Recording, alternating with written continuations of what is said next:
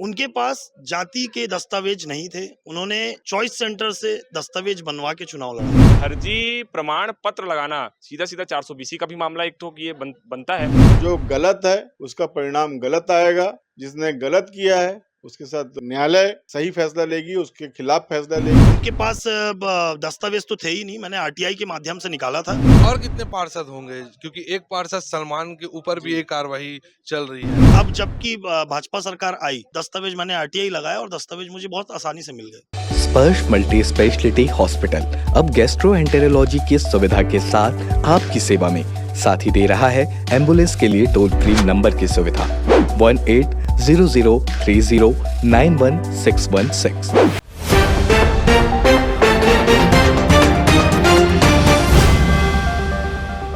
2021 में भिलाई नगर निगम का चुनाव हुआ था और यह चुनाव पूरा 70 वार्ड के लिए हुआ था। 70 वार्ड के लोगों ने अपना अपना मुखिया को चुना था, जिसमें से भारतीय जनता पार्टी को 25 सीट मिला था और कांग्रेस को 36, और वहीं 9 अन्य दल के थे। जो निर्दलीय पार्षद थे उनकी संख्या 9 थी, तो टोटल 70 वार्ड का चुनाव हुआ था। इस चुनाव के बाद स्थिति ऐसे आई कि 2 पार्षदों ने फर्जी तरीके से चुनाव लड़ा, और यह चुनाव का जो फर्जी तरीके से जो चुनाव लड़ने का जो मामला है वो पूरा साल भर गरमाया रहा।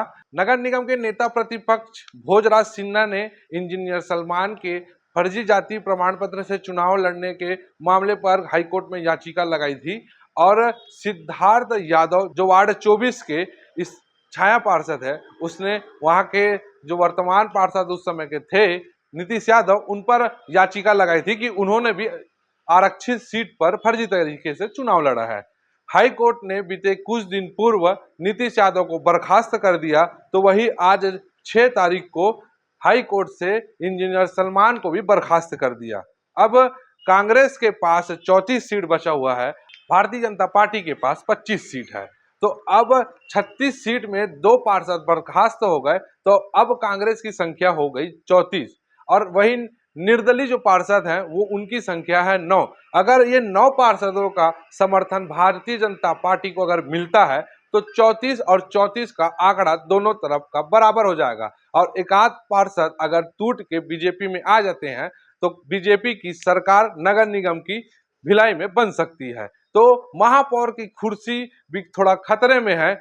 इस मामले को लेकर जो दोनों याचिकाकर्ता थे उनसे हमने बातचीत की, और उन्होंने बताया कि किस तरीके से फर्जी तरीके से उन लोगों ने चुनाव लगा, और किन दस्तावेजों के जरिए से इन याचिकाकर्ताओं को पता चला कि उन्होंने गलत तरीके से चुनाव लड़ा है। नेता प्रतिपक्ष भोजराज सिन्हा से हमने कल जब बात किया तो उन्होंने पूरा 100% दावे के साथ कह दिया था कि इंजीनियर सलमान फर्जी तरीके से चुनाव लड़े हैं और उनका निष्कासित होना फिक्स है, और आज हाई कोर्ट के आदेश ने इंजीनियर सलमान को बर्खास्त कर दिया। 2 साल पहले मैं उस सीट से चुनाव लड़ा, जो सीट पिछड़ा वर्ग आरक्षित थी, जिसमें नीतीश कुमार यादव ने भी चुनाव लड़ा। उनके पास जाति के दस्तावेज नहीं थे, उन्होंने चॉइस सेंटर से दस्तावेज बनवा के चुनाव लड़ा।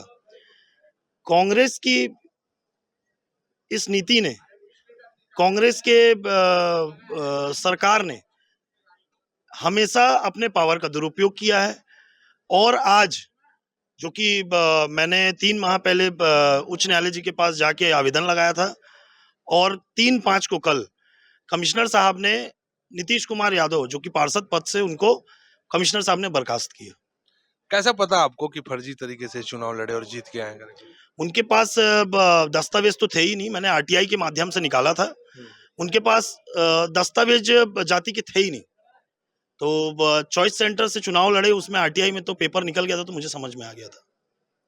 अच्छा, ऐसे और कितने पार्षद होंगे, क्योंकि एक पार्षद सलमान के ऊपर भी एक कार्रवाई चल रही है? जी, सलमान है, सलमान का भी केस अभी चल रहा है, उनका भी निर्णय बहुत जल्दी आ जाएगा, और जो हमारे वार्ड के पार्षद थे उनका निर्णय तो आ ही गया है। और क्या क्या दस्तावेज लगते हैं एक आरक्षण सीट से चुनाव लड़ने के लिए, और क्या क्या वो उन्होंने जमा नहीं किया था? जो भी पीटा सिंह अधिकारी के पास जो दस्तावेज लगते हैं, जो चुनाव के समय दिया जाता है, वही सब दस्तावेज लगते हैं, जैसे जाति के लग गए, और भी चुनाव जो भी दस्तावेज होते हैं। तो नीतीश यादव ने वार्ड की जनता के साथ छल किया? बिल्कुल बिल्कुल, वार्ड की जनता के साथ छल किया। मेरा कैरियर लगा हुआ था उस चुनाव में, मेरा भी भविष्य था, मेरे साथ भी कांग्रेस सरकार ने छल किया। तो लेकिन आज जो भी आप 10 झूठ बोल लो, एक सच बहुत भारी पड़ता है, और वो सच्चाई आज सबके सामने आ गई है। आप सब देख ही रहे हैं वैसे भी। सरकार बदलते ही इस प्रकार की कार्रवाई होना शुरू हो गई, तो क्या लगता है कांग्रेस सरकार में आपके शिकायत पर कार्रवाई नहीं हो रही थी? बिल्कुल, बिल्कुल नहीं हो रही थी। मैंने उस समय ही बहुत कोशिश किया, मुझे उनके दस्तावेज नहीं मिल रहे थे। अब जबकि भाजपा सरकार आई, तो दस्तावेज मैंने आरटीआई लगाया और दस्तावेज मुझे बहुत आसानी से मिल गए। हाई कोर्ट के इस मामले को क्या किस रूप में लेते हैं आप लोग? जी, सत्य की जीत हुई और झूठ की हार हुई। जी आप बताएंगे। जी, देखिए आप कैसे एक सरकार का दुरुपयोग कैसे किया जाता है, कैसे कैसे गरीब घर का लड़का जब चुनाव लड़ता है तो उसकी तन मन और धन को कैसे इस सरकार ने कुचला था, ये माननीय हाई कोर्ट ने इसको बिल्कुल देखा। और फर्जी प्रमाण पत्र लगाना सीधा सीधा 420 का भी मामला एक तो ये बनता है। और अभी तो बर्खास्त माननीय कमिश्नर साहब द्वारा उनको बर्खास्त तो कर दिया गया है, लेकिन लड़ाई अभी सरकार की जो पूर्वत नीति रही कांग्रेस सरकार की, उसकी लड़ाई अभी भी जारी है।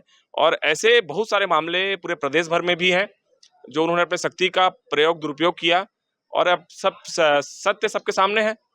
तो जिस प्रकार से नगर निगम का चुनाव जीता गया, क्या क्या कह सकते हैं कांग्रेस अपनी शक्ति का गलत दुरुपयोग करते हुए समीकरण को बैठाई? उस समय बहुत सारे अपने धन और बल का प्रयोग करके बहुत सारे हमने उस समय भी शिकायत की थी।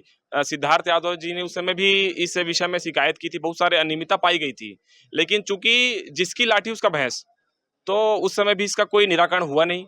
हम लड़ाई लड़ते रहे और लड़ाई का परिणाम आज आया। और जब लड़ाई का परिणाम आया तो परिणाम सुखद रहा।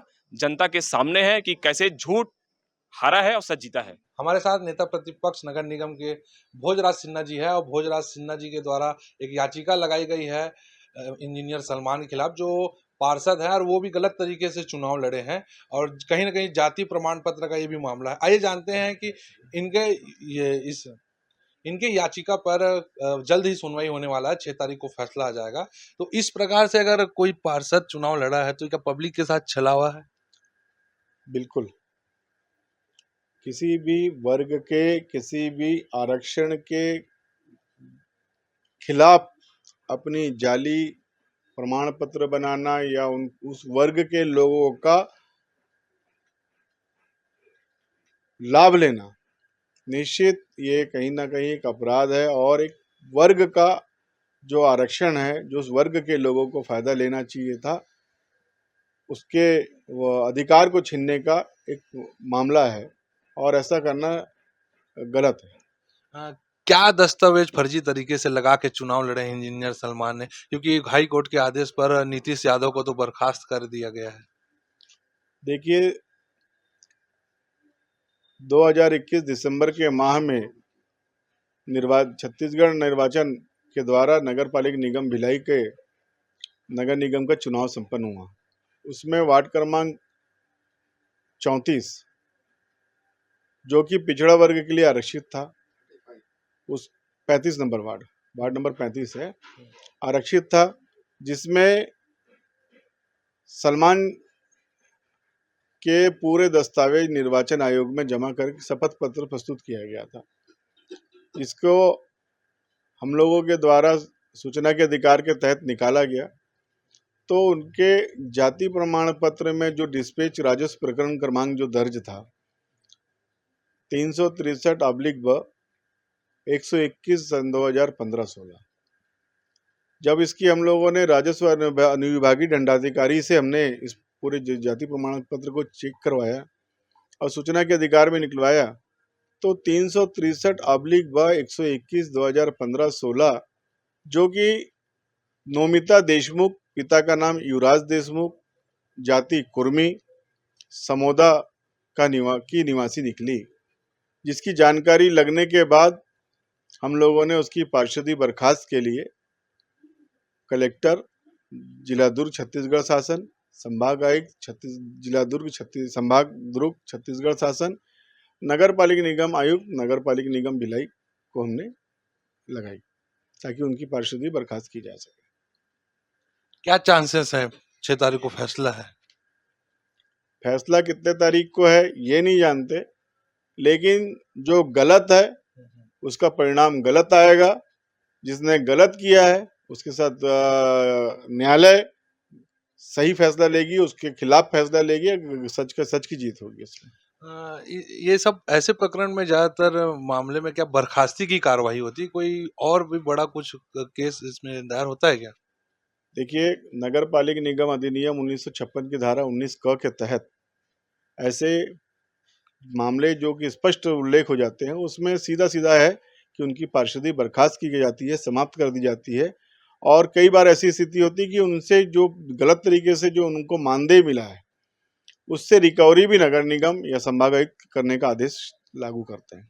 और ऐसे कितने लोग होंगे जो इस प्रकार से चुनाव लड़े हैं, क्योंकि एक के बाद एक खुलते जा रहे हैं तथ्य? छत्तीसगढ़ के सरकार के नशे में चूर, नगर निगम में अपने सत्ता का गलत दुरुपयोग करते हुए, निर्वाचन अधिकारियों के ऊपर गलत दबाव बनाते हुए इस टाइप से प्रकरण दर्ज है। क्योंकि जनरली निर्वाचन अधिकारी को ये पूरे दस्तावेज टिक करके दस्तावेज चेक किए जाते हैं, और दोनों मामले में, चाहे वो नीतीश यादव जो अभी बर्खास्त हुए जिसे सिद्धार्थ यादव जी ने लगाया था, चाहे सलमान जी के बारे में जिसकी डिस्पैच क्रमांक को भी चेक कराने का अधिकार निर्वाचन अधिकारी को है। हम लोग 4 बार से चुनाव लड़े, जिसमें 2 बार पिछड़े वर्ग से चुनाव लड़े। हमारे संपूर्ण दस्तावेज नगर के निर्वाचन अधिकारी चेक करते हैं, और नहीं होने पे वहां से फोन आता है कि आपके दस्तावेज में त्रुटि, आप आकर के देखिए। जिस प्रकार से मैं स्वयं पिछड़ा वर्ग से चुनाव लड़ा हूँ। तो क्या लगता है उस समय के जो अधिकारी थे, क्या वो अच्छे से जांच नहीं किए पेपर की? मैं आपको फिर रिपीट कर रहा हूँ कि वो सत्ताधारी, सत्ता के नेताओं के अधीन दब चुके थे, ऐसा मैं मान सकता हूँ इस पूरे मामले को देख करके। तो ये थे भोजराज सिन्हा जी, और इस जो फर्जी जातिगत सर्टिफिकेट लगा के जिस प्रकार से चुनाव लड़ा गया है भिलाई नगर निगम के पार्षदों के द्वारा, अब कोर्ट न्यायपालिका के द्वारा ये तो कार्रवाई लगातार हो रही है, लेकिन अब नगर निगम में जो सत्ता काबिज है फिलहाल कांग्रेस की, उसमें पूर्ण बहुमत है कांग्रेस को, और बीजेपी के कुछ कम पार्षद हैं। लेकिन कांग्रेस के कई पार्षद इस प्रकार से फर्जी तरीके से चुनाव लड़के जीत के आए हैं, तो अब बीजेपी के लोग एक एक करके बखिया उखेड़ने में अब लग गए हैं। देखते हैं कि क्या अब 2, 4, 5 सीट जाने से नगर निगम की सत्ता में कुछ हलचलाहट महसूस होती है कि नहीं। तीरंदाज न्यूज के लिए मैं हूं गौरव तिवारी। खुश है तो फिर खुशी मना ले, छोटा बड़ा केक मंगा ले, संगम में मिलता है बढ़िया केक, संगम में मिलता है बढ़िया केक। तीरंदाज।